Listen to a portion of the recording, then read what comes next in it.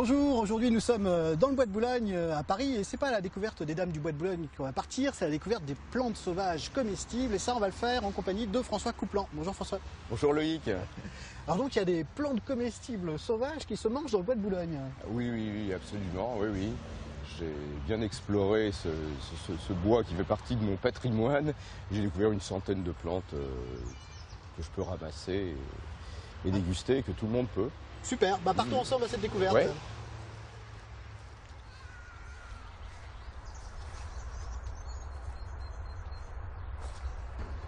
Alors François, qu'est-ce qui t'a amené toi à la découverte de ces plantes sauvages comme ça? C'est une excellente question ça. Moi je suis tombé dans les plantes quand j'étais petit. J'allais ramasser des plantes avec ma mère qui était alpiniste. C'était en Savoie. C'était des plantes classiques, des fraises des bois, des framboises, des choses tout à fait simples. Mais vraiment ça m'a fait découvrir ce monde complètement fou des plantes dès que j'ai su marcher. C'est un sureau, c'est là-bas?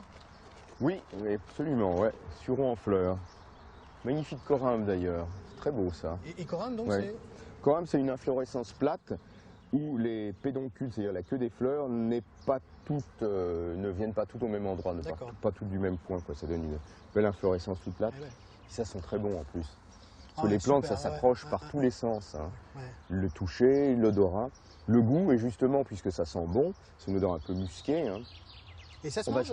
On va s'en servir par exemple pour aromatiser des boissons déjà, assez classique, hein, le vin de sureau, le champagne de sureau et puis les muscats, par exemple la Rivesaltes, on dopait les muscats avec ça. Ouais, absolument. Ouais. Et puis, alors bien sûr les beignets de sureau c'est classique, moi je préfère faire de la tarte au sureau. Tarte au sureau. Tarte au sureau c'est excellent ça, Excellent. ouais. Et je crois que tu as aussi une anecdote à ce sujet, non sur... Ah oui, avec les gens du voyage, ils préparaient les beignets de sureau directement sur beignets de l'arbre sureau. comme ça. Et puis le matin, quand les enfants se réveillaient, et ils trouvaient un arbre couvert de beignets de sureau, quoi. Ah, sympa. C'est génial. Ah, Bon, ouais, c'est super. fallait pas le faire trop haut, évidemment. Mais ouais, c'est assez chouette ça. Et t'as d'autres choses que tu voulais nous montrer? Ouais. Il y a des tas de plantes très sympas là. Qu'est-ce que je peux te montrer? Ah bah tiens, regarde ça. Regarde. Donc c'est la benoîte, c'est ça ce que tu disais hein. Ouais, alors c'est très marrant parce que ça c'est la benoîte urbaine. Benoîte urbaine. D'accord. Ouais. C'est rare de la rencontrer en ville celle-là. Généralement on la rencontre plutôt à la campagne, Plutôt à la cette benoîte campagne. urbaine. Ah, ouais. Ah oui, carrément faut l'arracher. Ah oui, chez la benoîte, Ouais. il n'y a que la racine qui soit franchement intéressante, mais alors elle l'est sacrément. Ouais, résiste. Hein. Ah non, c'est que je veux y aller doucement, tu sais, il faut user beaucoup de doigté, c'est délicat ces petites plantes. Pas les brusquer. Jamais les brusquer. Tu vois là, Ouais. ce joli chevelu de racines, là. Il faut être patient en plus. C'est une chose que nous apprennent les plantes, ça être patient. Plein de qualités les plantes, voilà. Alors on va prendre une belle racine. Voilà. Et puis on va la froisser. Il va se passer quelque chose. Il y a quelque chose d'extraordinaire. Ah ouais, c'est sûr. Pour une fois, il faut être patient. Voilà. On va bien froisser pour que la réaction chimique se produise. Ah oui, étonnant, et l'odeur alors c'est hallucinant ça. Attends, moi j'adore. Alors ça peut te faire penser à quelque chose ou à quelqu'un, t'as le choix. C'est pas un clou de girofle comme... Il y a deux bonnes réponses. Ouais, ça c'est une bonne réponse. Et le quelqu'un, ça serait... Dentiste. Ouais, tiens. Aïe. Tu vois qu'on a les mêmes souvenirs, hein. Ouais. Alors, il y a de l'eugénol dans les racines de cette plante, comme on trouve dans le clou de girofle. Et l'eugénol est un anesthésiant et un antiseptique. C'est pour ça que les dentistes l'utilisaient dans les pansements dentaires. D'accord. Voilà. Et tu t'en sers au niveau cuisine? Ah oui, c'est extraordinaire. C'est plus intéressant que le clou de girofle, je trouve. Tu vois, parce qu'il y a un petit côté fumé, il y a des notes florales. Je prépare des sauces avec ça par exemple avec des céréales comme du boulgour par exemple, ou des poissons. Et ouais, ça donne vraiment. J'adore quoi. Et puis alors ce que je trouve complètement fou quand même, c'est qu'on est obligé d'aller à l'autre bout du monde tu vois, pour développer tout un empire commercial basé sur les épices et le giroflier en particulier. Ouais. Les Hollandais avaient pris le monopole du giroflier, ils avaient coupé tous les girofliers qu'ils avaient trouvés partout, sauf sur une île qui était gardée nuit et jour, peine de mort si on essayait d'exfiltrer des arbres. Et pendant ce temps, tout autour du chinois. Ah ouais, avec la même essence dedans pratiquement.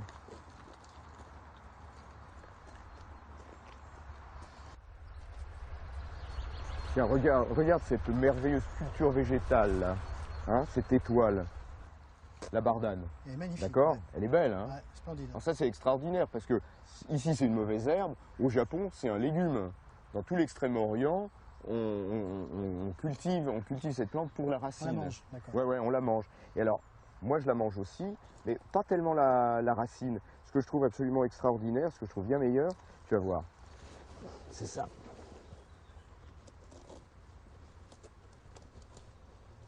C'est la jeune tige de bardane.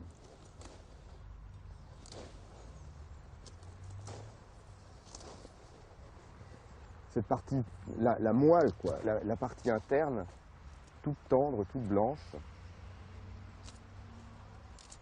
que je vais peler délicatement, bien enlever toute la partie extérieure, hein. Tout le cortex, c'est plutôt amer. Alors l'intérieur, c'est vraiment l'un des délices de la nature. Oh là là.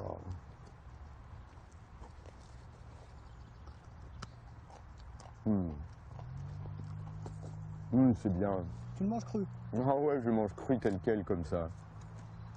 Non seulement la croque au sel, mais ça laisse une impression en bouche qui est toute sucrée, c'est génial. C'est super bon. Il y a de l'inuline dedans. L'inuline. Hein. Comme dans les artichauts, c'est pour ça que c'est un goût d'artichaut. D'accord. Mmh. La même famille d'ailleurs. Ouais, même famille. Famille des astéracées, des composés. Et voilà, attends, je remets ça un petit peu clean.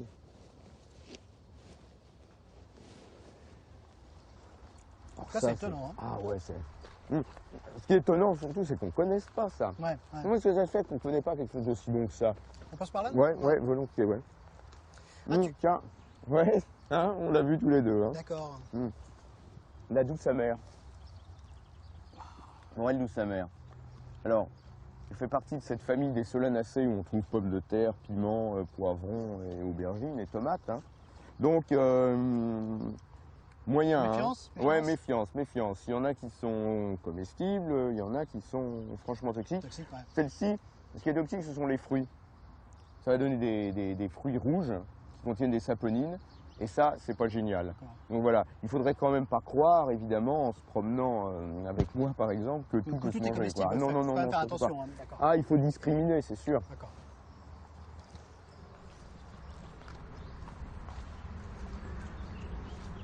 Oui, une belle bardane, tu vois. Encore, ouais. Très bon, ta bardane. Hein. Ah, excellent, tiens, bah, croque.